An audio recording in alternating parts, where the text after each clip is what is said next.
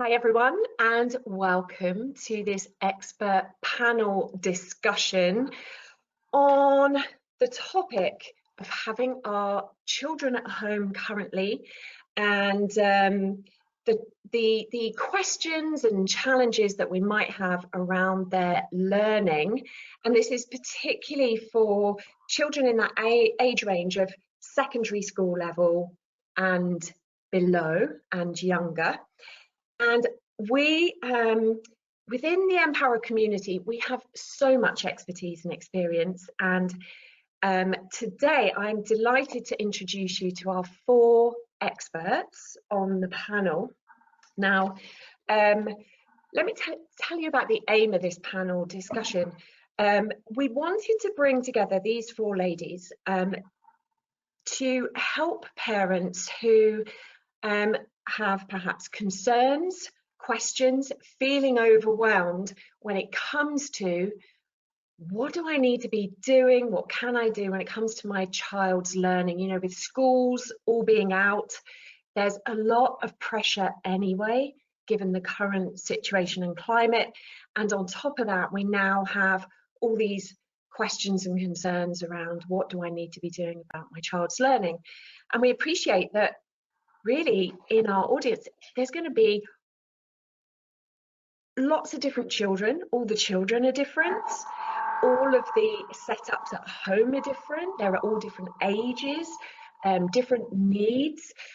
So this panel discussion is really powerful because it brings together different experts from different areas with different perspectives. So our hope is that whatever your situation, your child's situation, you will find something that will help you in your current context and moving forward. Perhaps some questions around what happens in September or before when the kids go back to school.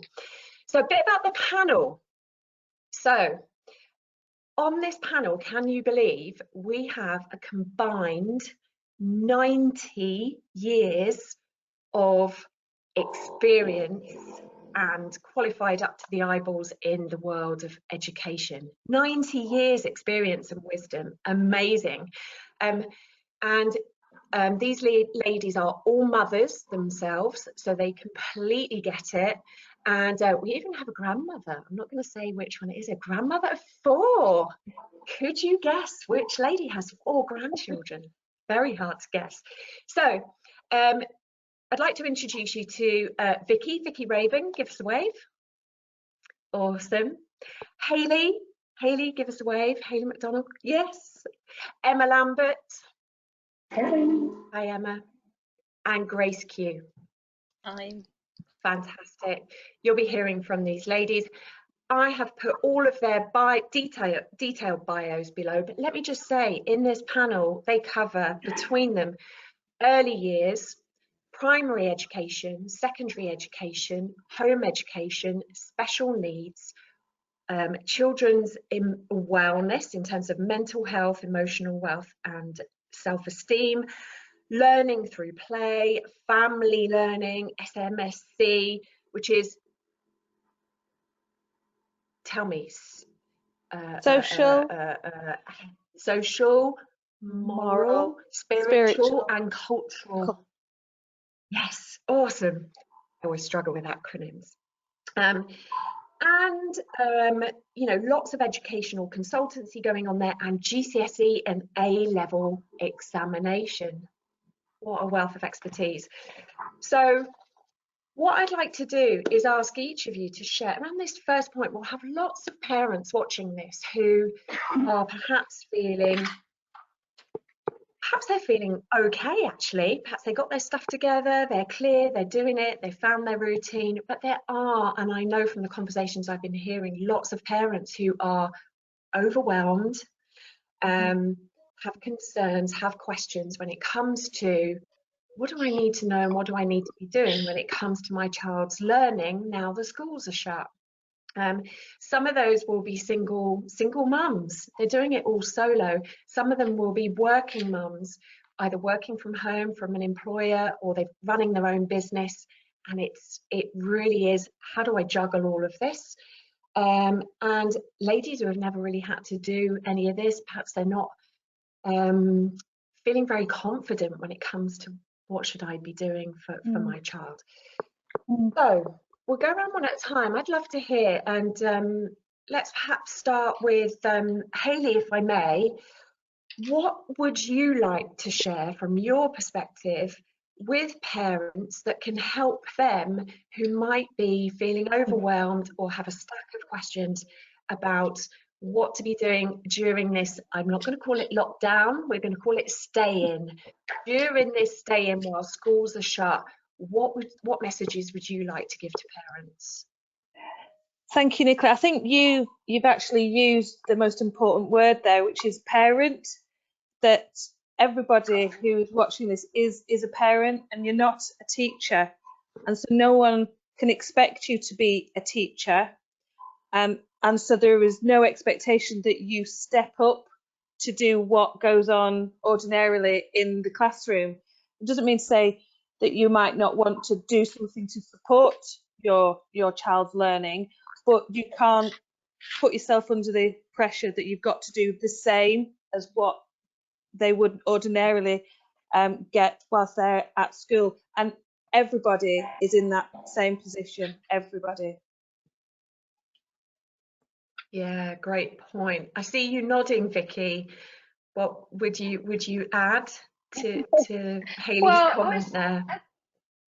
As you asked the question, I also thought, well, actually not all parents are particularly interested in being a teacher or interested in learning, and that, you know, that is the reason why we have school. You know, if we didn't have school, then we'd be back to, you know, pre-Victorian era, when children just learned what their parents did and what was necessary. And that is Hayley's absolutely right. That's the reason we have school. From my point of view, you know, I specialise in early years and primary. You know, from that point of view, there's just lots of stuff you can be doing. You know, the ordinary stuff is great for your kids to be doing, and yes, you are a parent and not a teacher, and your children need you to be their parent, and they don't need you to be their teacher. So, you know, just kind of get rid of that pressure and be a parent, really. I mean, we can go into more specifics obviously later in the call, but primarily you are a parent. I want to link that, handing it over to Emma. You said there, Vicki, keywords for me, that lots of stuff. There's lots of stuff out there, and we were all having a little kind of pre-meet chat, weren't we, just so you ladies all got to know each other yesterday. And Emma, something you mentioned yesterday was about the amount of stuff that's out there that can feel really overwhelming for parents, like what's the best stuff to use, where do I start? Some schools are providing tons of stuff, some are doing none. Can you share your thoughts on what if part of the overwhelm is there's just too much stuff and people don't know where to start? Yeah, I agree. It can feel really overwhelming. I think the first thing is just to cherry pick what suits your family and really focus on you as a family and just streamline it. So I think it's so easy to get caught up in a timetable, starting with your PE and then all the different videos that are there, touring around different museums and zoos, and then printing online worksheets. And as the others have said, we're parents, you're parents, not the teachers. So pick what feels purposeful, what feels meaningful for your family, and what suits you as a group, rather than trying to meet everyone's specific learning needs within your family setup. Yeah, awesome. I just want to do an audio check. How is the audio sounding? Was that all right? Everyone can hear the audio okay? Yeah, Emma was a bit fuzzy for me. Yeah, a bit fuzzy, but I could hear it, but it was a little fuzzy. Was it fuzzy? Should I turn my volume up? Give it a go. We'll play around as we go along. We can hear you. That's the main thing. I wanted to make sure. Brilliant points. Grace. Is that? Yeah. Yes, we can hear you. Yeah, I'd like to add to that for parents who've got children that have special needs, because the challenge for you is, it's just not about teaching the children. You've got to also deal with whatever special needs the child may have. They may have profound multiple learning difficulties, they may be on the autistic spectrum, and they may have complex needs that's, you've got to deal with. So I think it's important at this time to prioritize and think about their health and their well-being first before you start thinking about how you're going to teach them. Because teaching is not about being in the classroom. There are loads of things you can do with them, at home while you're dressing them up, sing nursery rhymes as well. You can be adding up numbers or just getting them to feel different things as you talk about different textures. So really the challenge is massive. So don't hit yourselves for not being able to teach to the curriculum or the expectations of schools. Yeah, Can I love that. just add, The challenge is massive. Yes, Emma, do please. sorry, just around the vocab that we're using at home as well, that emphasis on teaching, as we've all said, you're not the teachers at home. So perhaps if we rephrase that in our minds, that actually we're just facilitating some of their learning, and it is some of their learning, we're not going to be able to do everything, and not to see ourselves as teachers, but as we've said, the parents, helping them with their learning.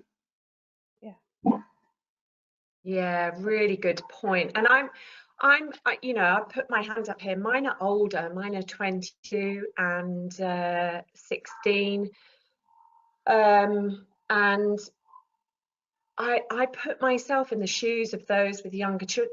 That would be my idea of hell. And it's already, really challenging situation. I would genuinely be going, oh my goodness. And, what do I do? What's the right thing to do? Hayley, if there's other mothers out there going, I'm secondary trained, but I've got my two girls here who are 7 and 9, and so last week I was looking at the work that they had come home with, and I didn't understand it. I didn't understand some of the literacy and grammar and the way it was phrased. I didn't understand how the maths, the way they were expected to work things out, and I was like, well, that's not how I did it. So even as a teacher, it doesn't mean to say that you know how to do it. And I very quickly, and I think probably because of my background, realised, well, this isn't helping either of us here. So let's just not do this. Let's go and do something else. And very much on the back of what Emma has said, that you can pick up anything from around the house, your just general experience, and you're learning. Learning is not in the classroom, sitting behind a desk or behind a laptop. It's not. It's all the time. It's everything you do. And the other parts, when you're not in the classroom, are just as important as those A stars that we're kind of when you say led to other believe the Holy Grail. parts, when you say other, I see Vicky's got a hand up. Just tell me a little bit more what you mean by other parts, and then I'll come over to the other ladies, because I think you've probably all got a perspective on what is the other things that parents can be doing. About how to interact with each other, about expressing your feelings, about discussion and debates about anything and everything, about looking outside and talking about what you see, comparing it to what you know already, so on and so on. Yeah, awesome. Vicky, you were going to add on to that. Thank you, Hayley. Yeah, and I think I've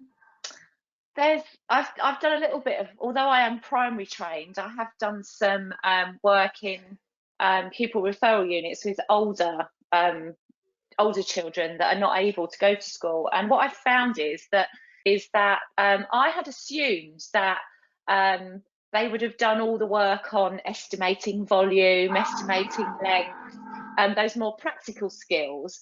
And I think actually what does happen in the primary classroom is that playing element of, you know, pouring water between containers, estimating a weight when you're cooking, those kind of things, they're gradually being squeezed out of classrooms.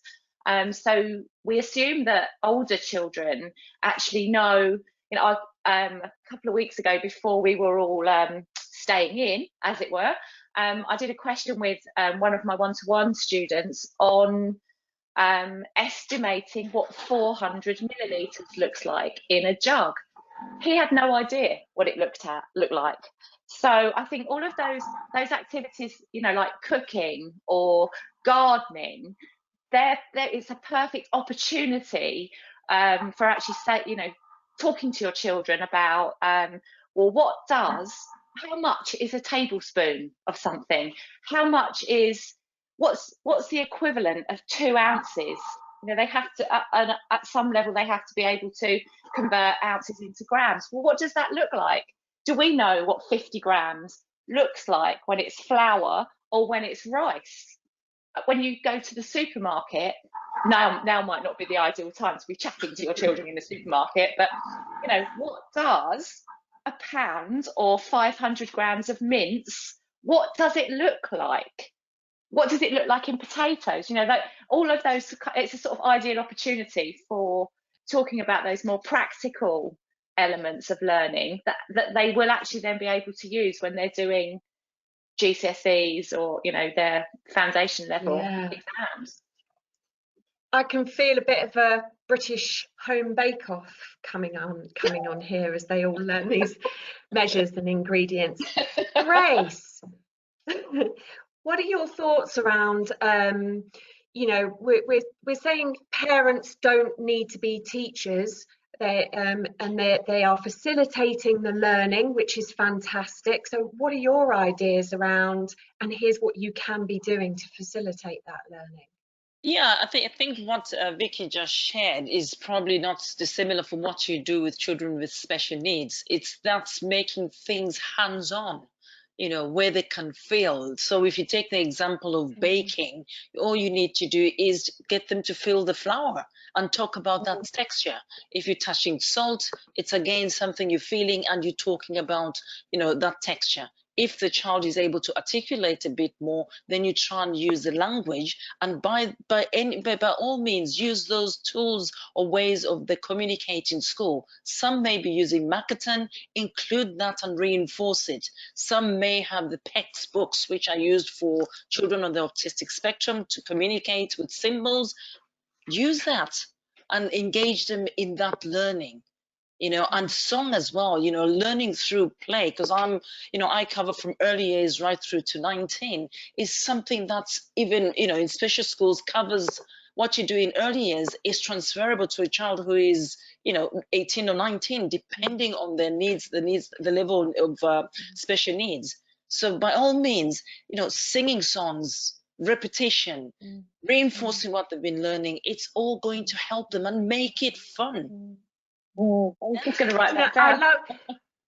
I love what Grace just said there. Now, if I had younger children and I was listening to this, my ears would prick up when I heard what Grace said, learning through play. Oh, awesome. I've just got to play with them. And Emma, you have you know, a great deal of specialism in home education, don't you? And you home educate. I'd love to hear your views on this, you know, learning through play. Can it really be that easy? Absolutely. And I think, you know, I've got a foot in both camps because I'm also a school-based teacher. This is a great opportunity from a teacher point of view, because all of the things that the others have just described is that perfect opportunity to apply all of the textbook kind of learning, isn't it? So all that application through cooking, through playing, estimating, judging distances and so on. And yet that happens so much through play, whether they're playing with their cars and they're estimating distances there, or the language that is so rich, geography skills, if you're creating sorts of small world areas and talking about landscapes. There's absolutely loads. I could go on for ages. I won't bore you all. But yes, it's a lovely opportunity. But again, just to emphasise, it's okay for the children to be doing that on their own as well.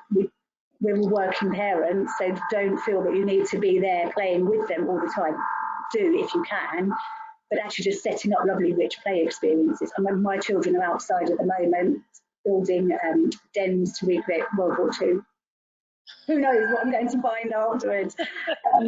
Their school-based learning is learning about World War II, so they've created air raid shelters. They're trying to make it look like bomb sites of some description outside.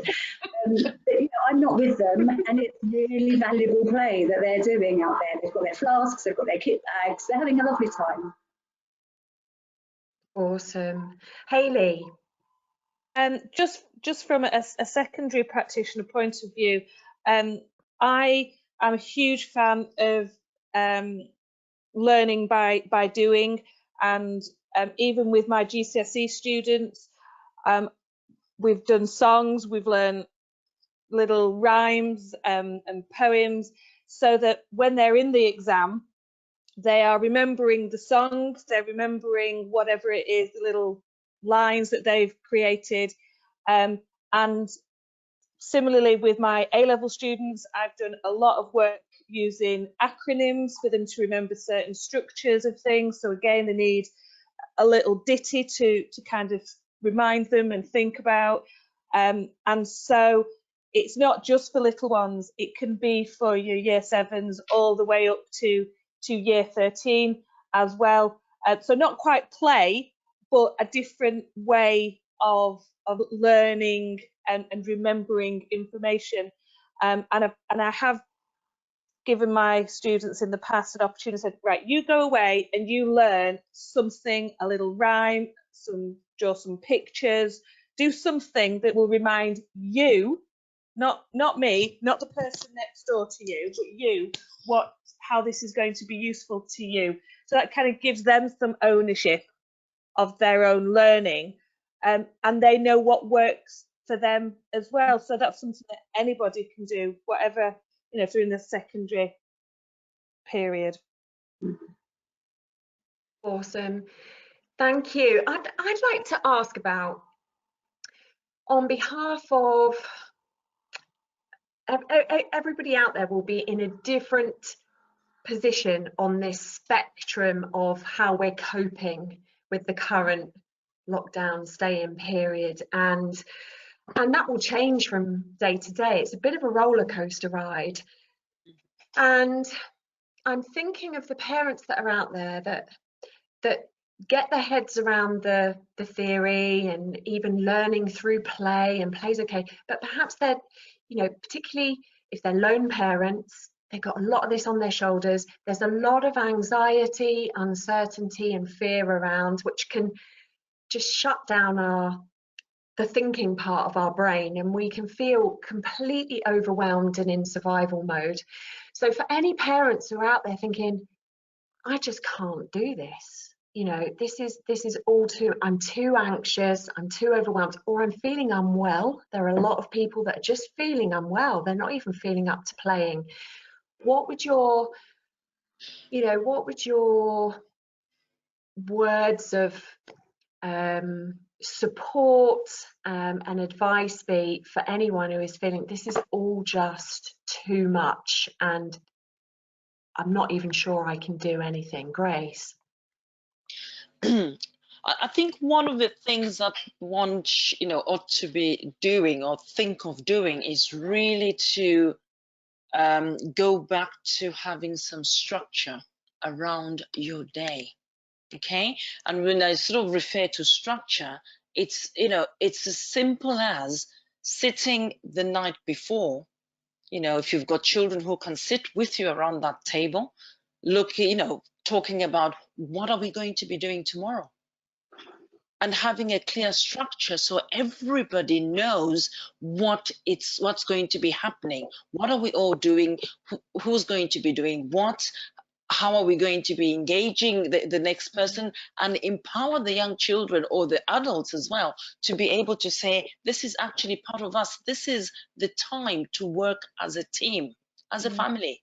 We're all in this together. How can we make this as, as best as we possibly can? And I know, the mission of being just not routines, but routines that have got purpose and they've got meaning. Because what that does, it takes away your anxiety, because you are in control of the day that you're going to have, tomorrow. So I think it's something, and this goes for all, whether they've got special needs. I think even more so with children with special needs or the autistic spectrum, you need to have structures in place, because they are naturally find changing routines difficult. So think about it and have those structures in place. I can see everyone's head nodding and hands going up, so I'm going to come around to each of you, because I feel like this is a really important theme. When you hear the word structure, different people will have different reactions to that. Some love the idea of structure, and some will be like a rabbit in headlights or eyes glazing over. So Vicki, what would you like to add around that theme of creating some sort of routine or structure? Yeah, I am the person whose eyes glaze over, as you know. I think, I think structure, some kind of structure is great. And actually, I'm really grateful at the moment for being able to, I'm actually running a group at the same time every single day. And that motivates me. But what I would also say is, if you have a day where you just think, oh, I can't do this, it's fine. Everybody is going to have those times. And if you want to just sit and watch the TV or watch a film, it's fine. It's just go with the flow. What I do also think, we're very, very fortunate at the moment. We're connecting online at the moment.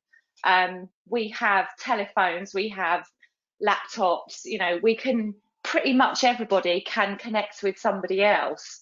And at some point, everybody is feeling the same. And what's really interesting, actually, is that I've spoken to people on the phone much more than I've done for years. And that's great. I FaceTime people. I'm connecting with people online through various groups. And, if you can connect online, you can do that without really having to speak to anybody. You can just lurk in a group and see other people. And we're very fortunate to be able to do that. And even if you feel you're very alone physically, your kids will, even your 4 and 5-year-old will know how to get online and connect.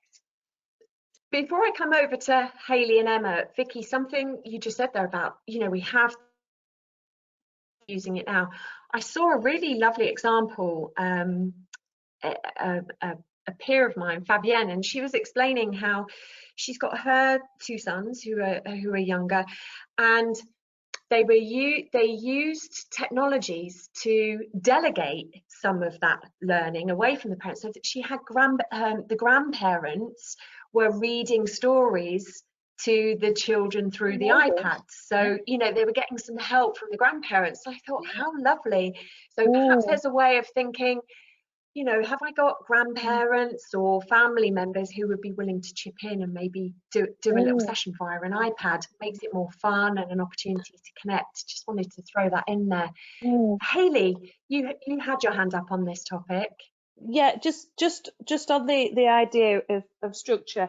In my experience as a teacher and as a parent, structure gives children a lot of security, and because you're almost, as the parent, you're giving them that safety net, so they can instinctively know that they can feel safe because of you're giving them some boundaries there.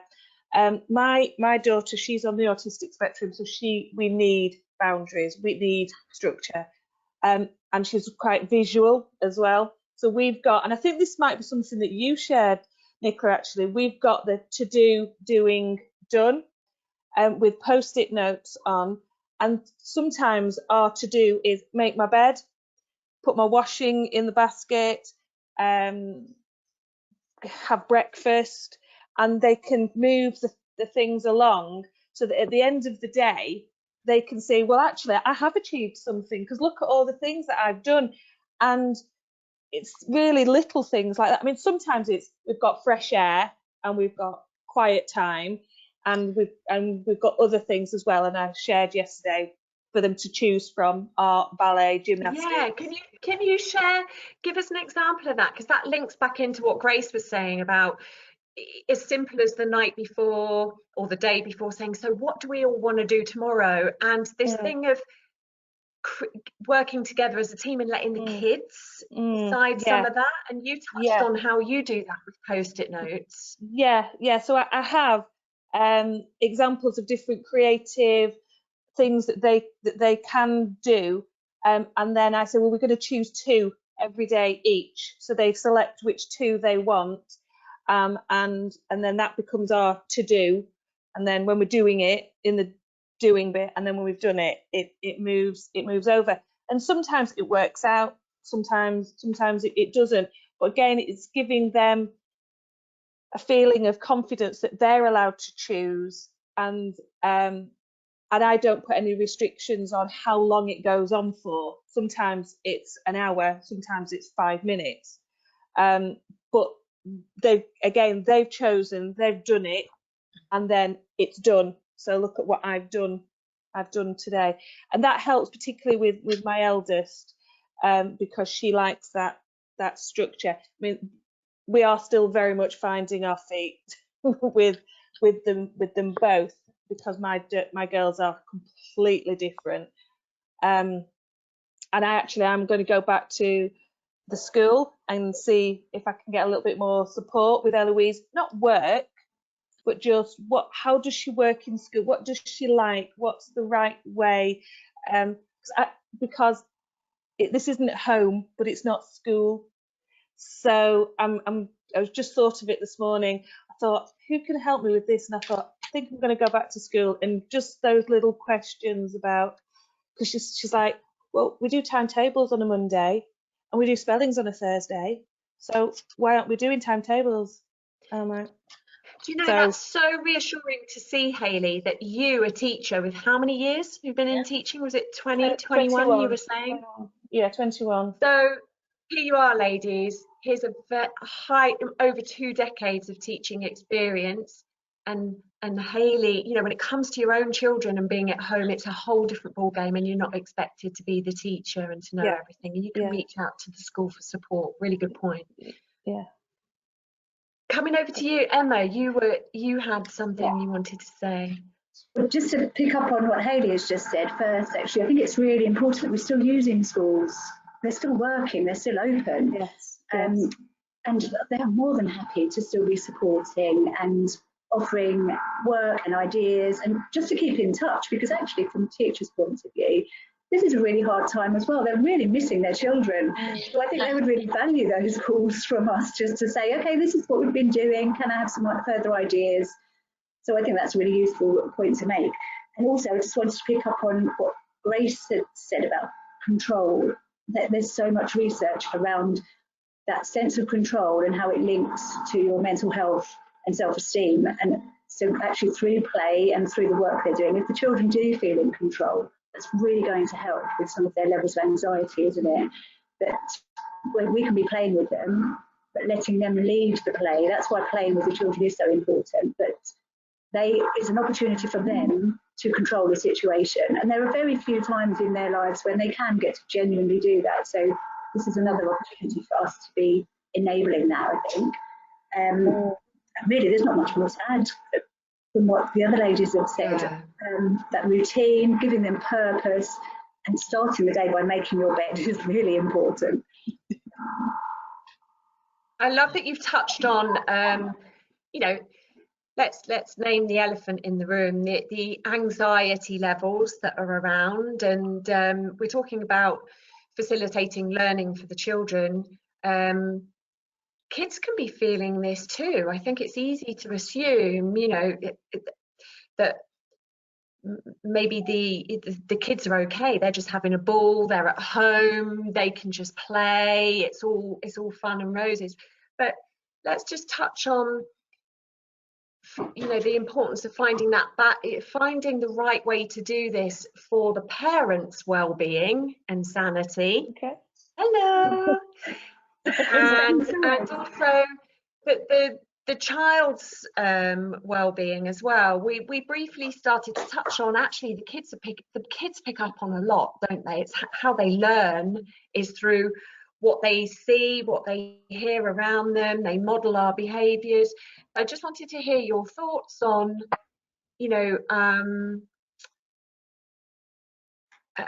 what we can be doing to find that balance for our own well-being and our children's well-being as well. Vicki. The first thing I would say is, I've talked about this quite a lot actually in the last couple of weeks, is that as adults, we need to be very aware of, you know, what are the facts of this situation. Be aware of the facts, watch the news, read the newspapers. On top of, so this is this level. On top of that, also be very, very aware of how you're laying your thinking on top of that. How is your thinking different from the actual facts? How are you overlaying your feelings on top of those facts? And how are you communicating that to your children? So yes, watch the news. I don't watch the news every day. I'm not watching the Prime Minister's briefings every day because I'm just overwhelmed by it. Usually I listen to some kind of talk radio when I go to bed at night. I'm just not doing that anymore because I'm finding that constant feeding us of, well, some of it's facts, some of it's opinion, some of it's, I don't know what it is, but that constant input is just too overwhelming for me. So I think turn off the news, don't watch it every day, or just watch it briefly every day. And then really check in as an adult, as a parent, with what are the facts? How am I if my children ask me about that, how am I communicating that? I heard an interesting discussion with parents of very little children. They were describing this as a sickness bug to their children, because even little children know about what it's like to be sick and not be allowed to go to school or to nursery. So this is just a kind of similar thing for them, and be very aware of the repetitive language that we're using around our children, and not to make it scary. You know, they need to know why we're at home, of course, but the fact is most people are going to be okay. So that needs to be talked about, rather than the, oh, we can't go to the shops, we can't go to the swimming pool, all the can't do's, but what can we do? But yeah, I think in summary, it's these are the facts. What am I overlaying on top of that? And if you are as a parent, if you're very frightened, talk to another adult away from your children.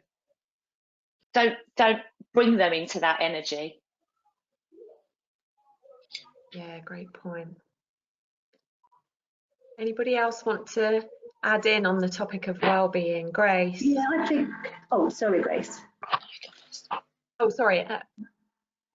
Emma and Well, Grace. I was just going to say, we've talked a lot about the home being a safe space, so it is our safe place, and setting up things like a gratitude jar or gratitude journal, doing that at the end of each day really helps with that kind of mindfulness and focusing in on what we have got.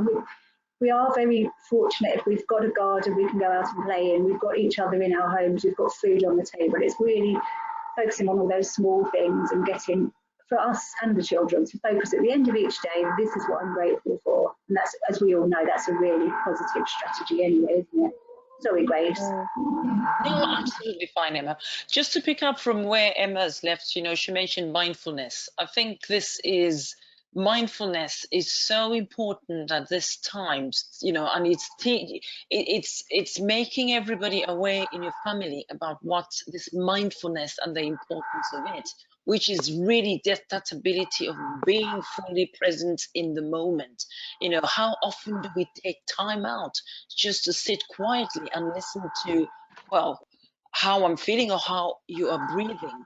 And you don't have to be an expert to be able to do this at all. There are a lot of different apps out there on, you know, you can, you know, apps for calm, Headspace. Headspace actually involves the parents and the children in mindfulness. It could be mindfulness before they go to bed as well, where they can listen to some calming music to help them to calm down, and introducing that within the, you know, the day, because it can be quite, you know, active in the house and everybody's moving around. But if you're all aware of, let's put in some time for some mindfulness, so we have that time just to have our own space. That's what it's about, isn't it? It's about my space, where I can just take time to breathe and just relax. And there are loads and loads of tools out there to be able to, you know, to find out more about it, get inspired of how you can do it. Yeah. Yeah, fantastic. Great for parents and the children, all of the mindfulness stuff.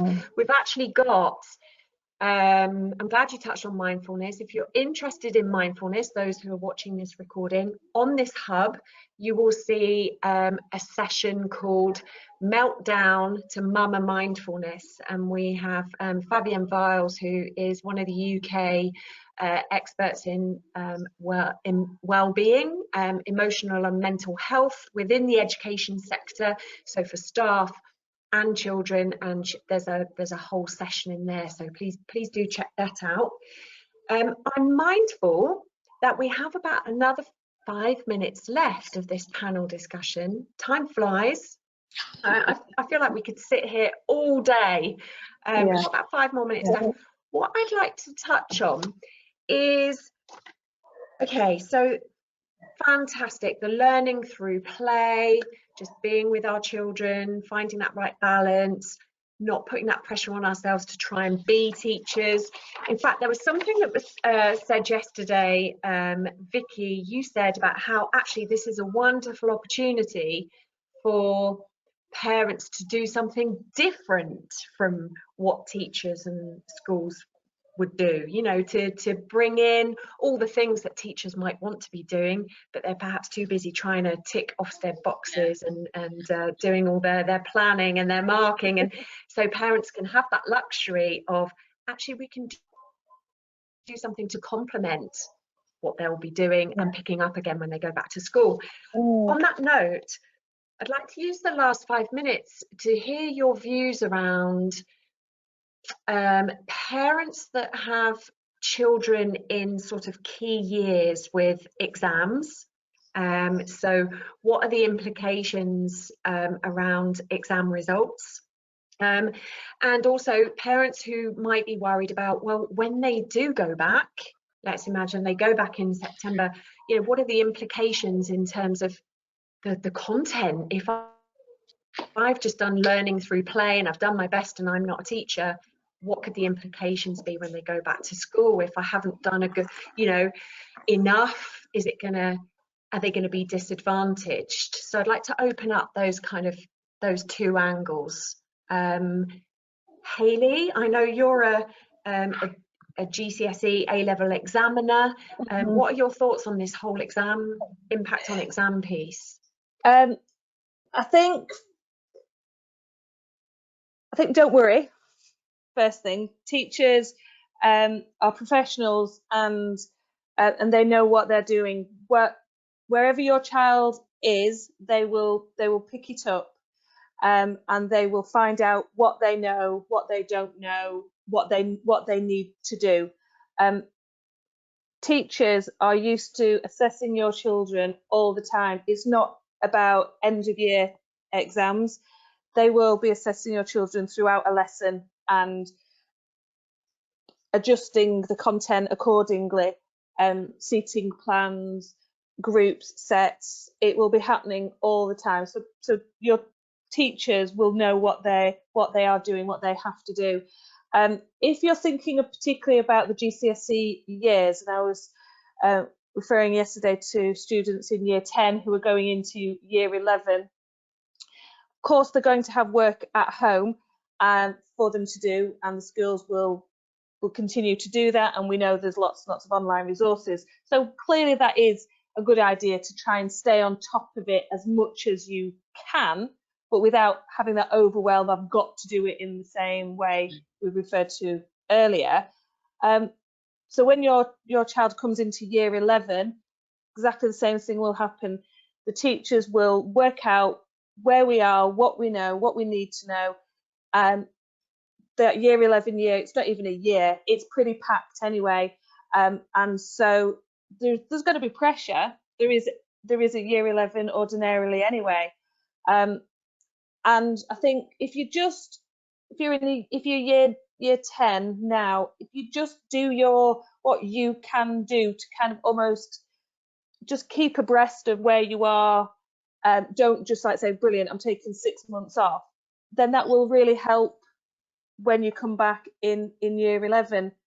Similarly, if you've got a child who's coming into year 7 and they won't have had all the data available to pass over to the year 7 tutors, lots and lots of schools do baseline data assessments anyway, say, brilliant, thank you for that, we've got the year 6 results, the SATs results or whatever they've come in with, but majority of schools do their own baseline testing anyway, and they will find out where your child is and go from there. So I wouldn't be overly concerned that they're missing a chunk of year 6 and that they're going to be a massive detriment coming in to year 7.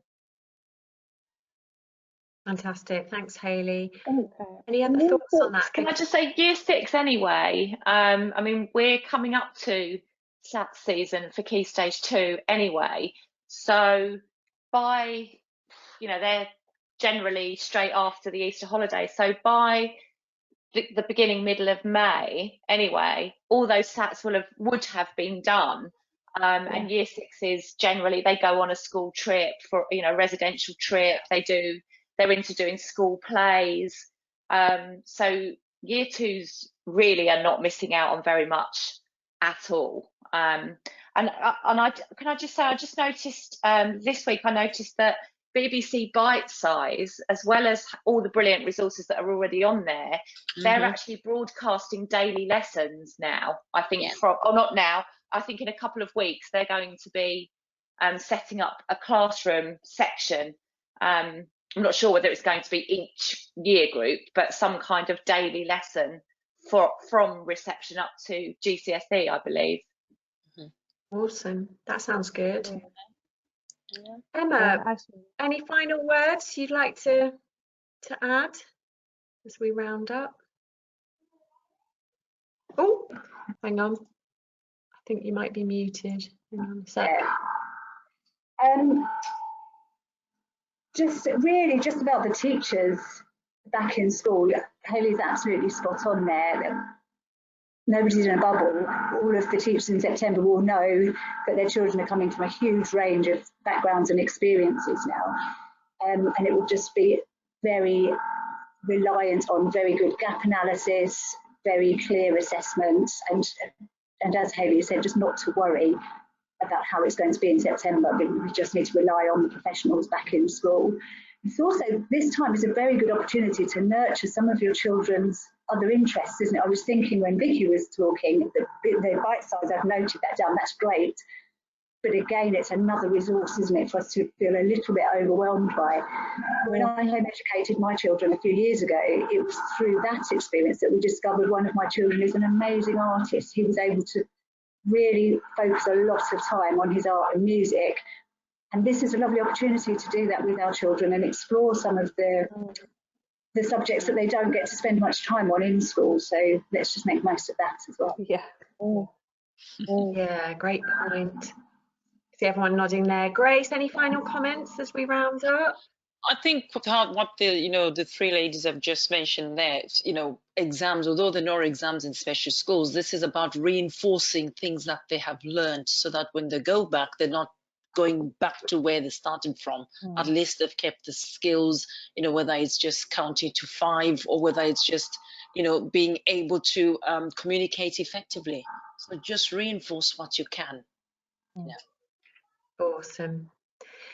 Ladies, thank you so much. You You're are welcome. all mums, grandmothers, and you're all busy. We're all in this together, and I just want to express my sincere thanks to all of you for giving up your time and being part of today's panel to share your thoughts and your wisdom and your expertise. And hopefully, ladies, those who have tuned in and listened to the recording, you found some the messages and insights and inspiration and encouragement. Everyone's doing a brilliant job, and it is, I think what I've drawn from this, if I had younger children, don't try and be the teacher. Just learning through play is a really good way, and do what you can, and to prioritize, our emotional and general well-being is just as important as the learning that goes on during this stage, if not more so. Thank you, ladies, thank you so much. And when we put this onto the page, we'll be sharing your bios if anybody perhaps has questions for you in your various areas of expertise, and we'll add some contact details so that people can find out more about the work that you do and can get in touch.